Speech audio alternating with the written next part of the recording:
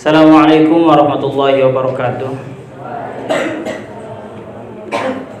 Alhamdulillahirabbil alamin. Allahumma shalli wa sallim wa barik ala nabiyyina Muhammadin sallallahu alaihi wasallam wa ala alihi wa ashabihi wa man tabi'ahum bi ihsanin ila yaumiddin. Amma ba'du. Diriwayatkan dalam sebuah hadis yang diriwayatkan oleh Tirmidzi dan An-Nasa'i bahwasanya Abdullah bin Amr radhiyallahu anhu menceritakan ada seorang laki-laki bertanya kepada Rasulullah sallallahu alaihi wasallam, berkata kepada Rasulullah sallallahu alaihi wasallam. Laki-laki ini meminta kepada Rasulullah sallallahu alaihi wasallam untuk dibacakan satu surat yang ringkas tapi maknanya dalam. Lalu Rasulullah sallallahu alaihi wasallam membacakan satu surah. Surah tersebut ialah Al-Zalzalah. Dibacakan sampai selesai.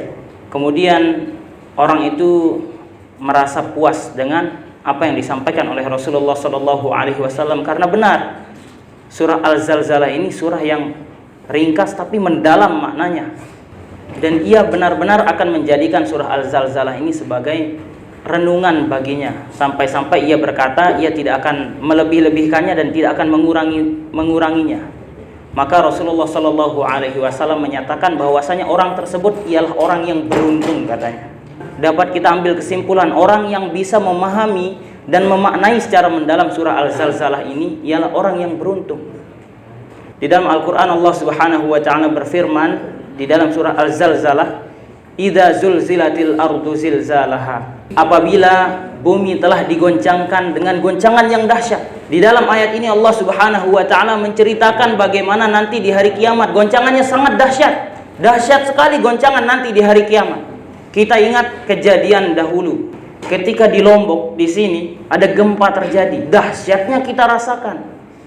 Apakah bisa goncangan tersebut dibandingkan dengan goncangan yang dinyatakan di dalam surah Al-Zalzalah ini? Tentu tidak. Tidak seberapa goncangan tersebut, akan jauh lebih dahsyat lagi. Kalau seandainya gempa kemarin saja bikin kita subhanallah, bikin kita khawatir, bikin kita takut, lalu bagaimana dengan nanti? Idza zulzilatil ardu zilzalaha.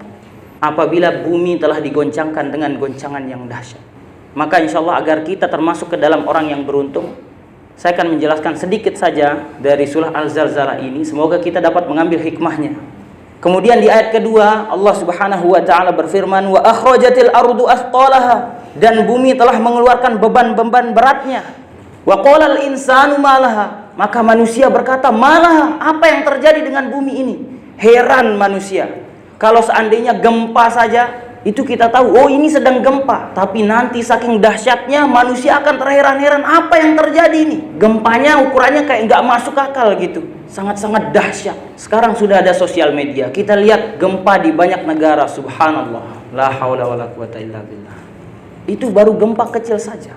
Oleh karenanya nanti ketika di hari kiamat digoncangkan, maka manusia akan berkata, "Waqalal insanu malaha." Apa yang terjadi dengan bumi ini? Siapa yang bertanya seperti itu? Bukan hanya orang yang hidup saja, orang yang sudah mati pun akan bertanya seperti itu. Yauma idzin tuhaddisu akhbaraha.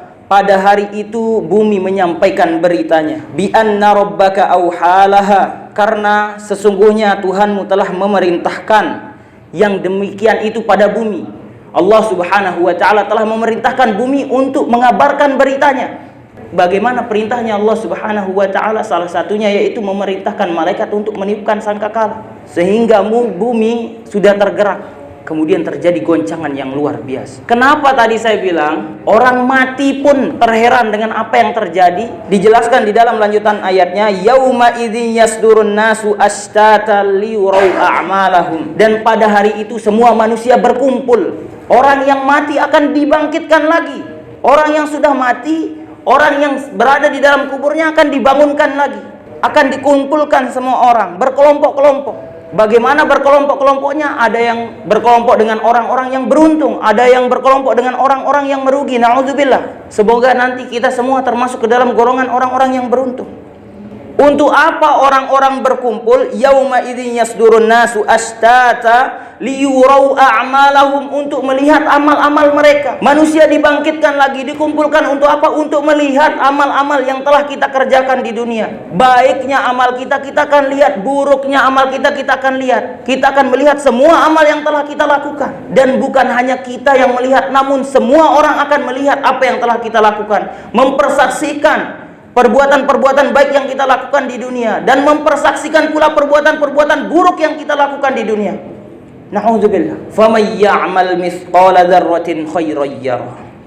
Dan barang siapa yang beramal baik, mithqala dzarrah, seberat biji zarah pun, sekecil biji zarah pun, yarahu, dia akan melihatnya. Jadi sekecil apapun perbuatan baik yang akan kita lakukan, yang kita lakukan di dunia ini, maka nanti kita akan lihat, kita akan dapat balasannya. Wa may ya'mal mithqala dzarratin syarran yarah.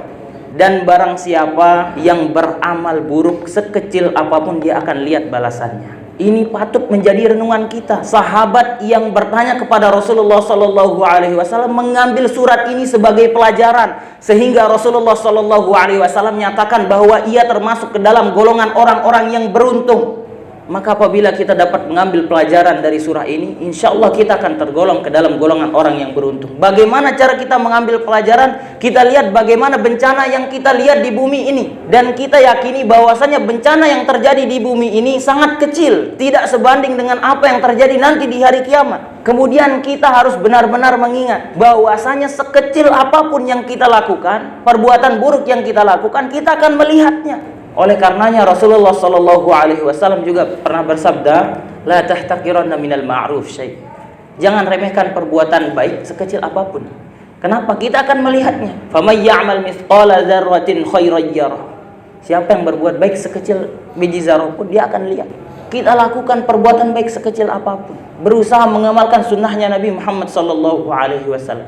Ada banyak hal yang dapat kita amalkan. Sunnah Rasulullah sallallahu alaihi wasallam begitu banyak dicontohkan. Dari sekian banyak sunnah, mana yang bisa kita amalkan? Amalkan. 24 jam kita hidup. Kita lihat bagaimana kehidupan kita. Lebih condong ke perbuatan baikkah atau perbuatan burukkah? Kalau masih perbuatan kita lebih banyak perbuatan buruk, maka kita harus banyak-banyak istighfar. Mohon ampun kepada Allah Subhanahu wa ta'ala, bertaubat, memperbaiki diri kita. Bagaimana komunikasi kita? Kalau seandainya kebanyakan dari komunikasi kita, komunikasi yang kurang baik, maka perlu kita istighfar. Di dalam surah Qaf, Allah Subhanahu wa ta'ala nyatakan bahwasanya setiap apa yang dituturkan oleh lisan akan tercatat.